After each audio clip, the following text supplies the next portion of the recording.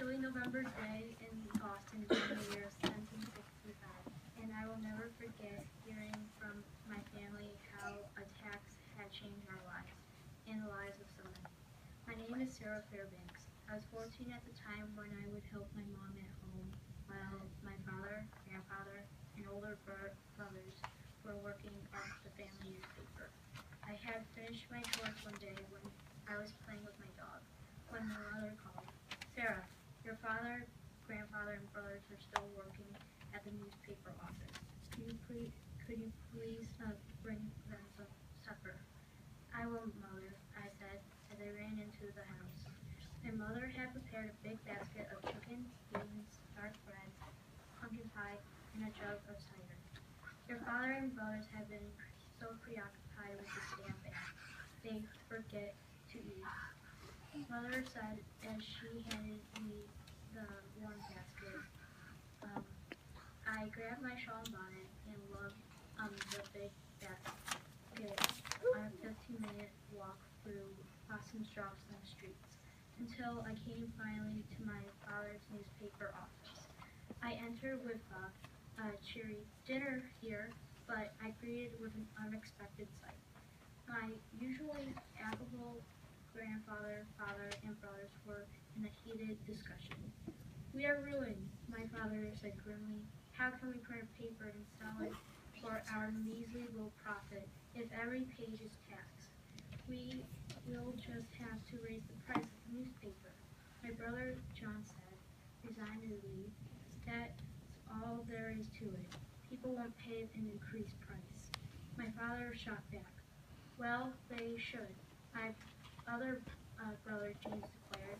"After all, the taxes are to pay the debt England hasn't incurred protecting us during the French and Indian War." "Protect us, huh?" barked grandfather, who was in the militia during the war. "Those redcoats would have been lost without our militia." His eyes glared as hotly as the embers of the fireplace he had been sitting next to while smoking his pipe.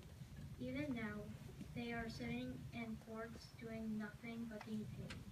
I say boot them all back to England where they belong, and let us protect our borders from the Indians ourselves, like we have always done in the past. It will save money and remove the needs of the taxes. Even with the British garrison gone, we will still be taxed," said my father. "The death didn't just occur because the frontier and our colonies and the whole world seemed to be at war for the past 7 years. The fight between France and England involved of Europe. The debt is enormous." "But father, grandfather," James spluttered, "you two are starting to sound like those hotheads, the Sons of Liberty. We are all, after all, loyal British subjects." "Hotheads," John snapped back. "They talk sense. Besides, if we are British citizens, how can we be taxed when we don't have a representative in Parliament? That is against the Constitution, being taxed without representation. Even so, we still must make a living," my father said, poring over his account book while slowly shaking his head. "Why don't we just print it without stamps?" said John conspiratorially. "And go to jail?" We'll just, my father replied, upset and shocked at even the suggestion. "No court of the peers would convict us," said John. "Not to be wet blankets," said James, "but did you read the Stamp Act carefully? Violators are to be tried in the Admiralty Court, no juries." My grandfather mumbled some bad words under his breath that made me blush, and then he blurted out angrily, "Just like the redcoats stack against us. Oh, by the way, they put the tax on playing cards also," said James. My grandfather roared, "First sugar and molasses are taxed. raising the cost of rum. Now cards? But grandfather, mother, and grandmother, John said, cards are evil, I said. Grandfather softened his voice. Oh, Sarah, I forgot you were here. Is that dinner that you have there? Is that pumpkin pie I smell over there?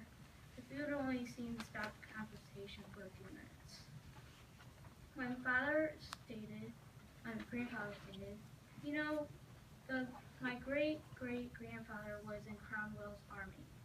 They beat the blasted British army, and we could do it again. James gasped. That is a treasonous talk. Our ancestor was branded with a traitor and exiled to the colonies for his trouble. Yes, said John. The best thing that we could happen to our family. Anyway, I have heard the Adams boys are organizing a Sons of Liberty rally at the old oak tree tonight. I'm going. Are you coming, old brother? If only to see if you don't get carried away and do something foolish, said James. These are always peaceful meetings. They roughed up the king's stamp men, vandalized the house officials, set fire to carriages. Calm down, little brother. We only hang a snake on the stamp men, Oliver and effigy, said John.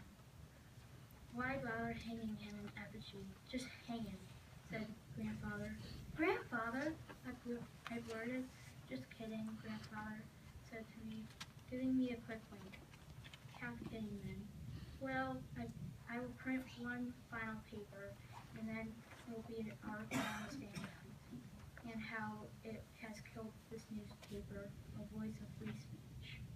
But it will never be silenced the free people of colonies, my father said.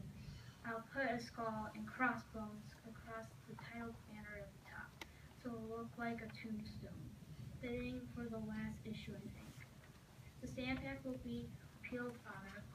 The Sons of Liberty are talking about setting up a boycott of British products. We can hit the British in their purses too, said John. Look, let's not lose our heads, John. If we could just arrange to have taxes reviewed and approved by our local legislators, we might resolve the problem. I realize Prime Minister Grenville is stubborn, but some members of the Parliament, like William Pitt, are reasonable, said James.